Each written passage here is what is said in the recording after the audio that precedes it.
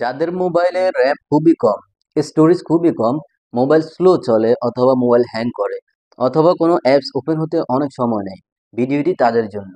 ভিডিওতে আমি আপনাদেরকে এমন একটি টিপস শেয়ার করব, যেটি যদি আপনি আপনার মোবাইলে অ্যাপ্লাই করেন, আমি গ্যারান্টি দিচ্ছি আপনার মোবাইল আগের চেয়ে অনেক বেশি ফাস্ট চলবে। তো কিভাবে কোন সেটিংসটি অথবা কোন ট্রিক্সটি আপনাদের মোবাইলে অ্যাপ্লাই করবেন, জানার জন্য ছোট্ট ভিডিওটি আপনাকে কন্টিনিউ করতে হবে।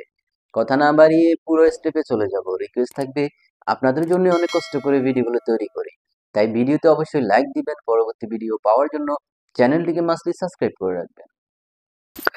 আপনার মোবাইল যদি স্লো করে, হ্যাং করে অথবা চার্জ কম থাকে, তাহলে আপনাকে যে সেটিংসটি দেখাবো এটি আপনি অ্যাপ্লাই করে দেখতে পারেন। আমি আশা করছি এই তিনটি সমস্যা আপনার মোবাইল থেকে চলে যাবে। ওকে, তো এই সেটিংসটি অ্যাপ্লাই করার জন্য আপনাকে সেটিংস অপশনে চলে যেতে হবে।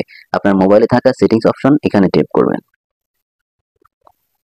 এখানে ট্যাপ করার পরে এখান থেকে আপনারা খুঁজে নেবেন অ্যাপস অপশন।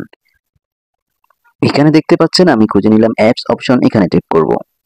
এখানে ট্যাপ করার পরে এখান থেকে ম্যানেজ অ্যাপস এটি আপনারা খুঁজে নেবেন। খুঁজে নেওয়ার পরে এখানে ট্যাপ করবেন।